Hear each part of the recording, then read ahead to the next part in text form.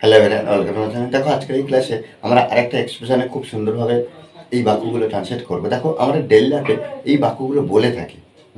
আমরা যদি প্রত্যেকদিন যদি সুন্দরভাবে প্র্যাকটিস করার চেষ্টা করি তাহলে কি হবে না, নতুন নতুন বাংলা বাক্য আমরা শিখতে পারবো, ইংলিশে বলতে পারবো, লিখতে পারবো। দেখো এখানে বাক্যগুলো কি আছে, সে ইচ্ছা করে আমাকে ঠেলেছে। তুমি ইচ্ছা করে পড়ে গেলে, তাই না? তুমি ইচ্ছা করে পড়ে গেলে, তাই না? আমি ইচ্ছা করে তাকে মারিনি, আমি ইচ্ছা করে বাড়ি যাইনি। দেখো আমি এই যে ইচ্ছা করে এই এক্সপ্রেশনে এর আগের কিছু ক্লাস আমি করেছি। কি ইচ্ছা করে, কিন্তু আমরা একটা এক্সপ্রেশন আমরা অনেকভাবে ইংলিশে ট্রান্সলেট করতে পারি। আজকের এই যে ইচ্ছা করে একটু অন্যভাবে আমরা ট্রান্সলেট করার চেষ্টা করব। দেখো এই যে ইচ্ছা করে যখন আমরা দেখবো, এখানে আমরা অন পারপাস ব্যবহার করব।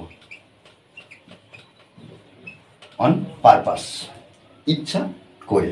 তাহলে বাক্যটা কীভাবে হচ্ছে, ফার্স্ট টাইম কিন্তু এই যে আমাকে ঠেলেছ, হ্যাঁ, বা সেই ইচ্ছা করে আমাকে ঠেলেছে, এই যে আমাকে ঠেলেছে এই যে সেন্টেন্সটা আগে আমরা লিখবো, তারপরে ইচ্ছা করে পরে লিখবো। তাহলে আমরা একটা সাধারণ বাক্য যেমনভাবে তৈরি হয় তেমনভাবেই তৈরি করব। সে ঠেলেছে আমাকে, সে ঠেলেছে আমাকে। তাহলে এখানে আমরা হি ব্যবহার করতে পারি বা সি ব্যবহার করতে পারি। সি ঠেলেছে, ঠেলার কাজ হয়ে গেছে ফার্স্ট টেন্সে। এই বিষয়গুলো একটা সিম্পল বাক্য যেমনভাবে গঠন করতে হয় ঠিক তেমনই করো। হি পুস্ট,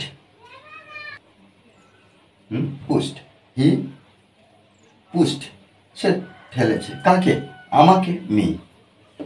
হি পুস্ট মি, সে আমাকে ঠেলেছে। ইচ্ছা করে, এই যে ইচ্ছা করে, এই যে অন পারপাস, ওকে। তুমি ইচ্ছা করে পড়ে গেলে, তাই না? তাহলে কে, তুমি এই যে পড়ে গেলে, ইউ ইউ ফেল, তুমি পড়ে গেলে on purpose, on purpose, on purpose. তারপরে কি, তাই না?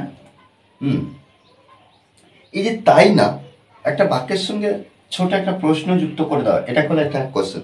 এই ট্যাগ কোশ্চেন কিভাবে গঠন হয়, এর বিস্তারিত পরের এক ক্লাসে আমি আলোচনা করব। এই যে তাই না, তাই না, ডিডন্ট ইউ, জিজ্ঞাসা, তাই না, ডিডন্ট ইউ। আচ্ছা, এখানে যে ডিডন্ট দিলাম কেন, কারণ এই বাক্যটার উপর নির্ভর করবে সময় এই বাক্যটা, অর্থাৎ এখানে পাস্ট টেন্স বোঝালে এখানে পাস্ট টেন্স। আমি ইচ্ছা করে তাকে মারিনি, তাহলে এখানে মারিনি, তাহলে মারার কাজ হয়ে গেছে। আই ডিডন্ট কিল হিম, তাহলে আমি মারিনি তাকে ইচ্ছা করে, on purpose.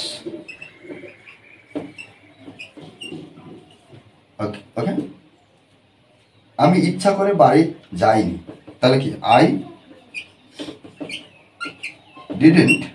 Didn't go home, I didn't go home, ইচ্ছা করে। তাহলে এখানে আমরা অন পারপাস ব্যবহার করব।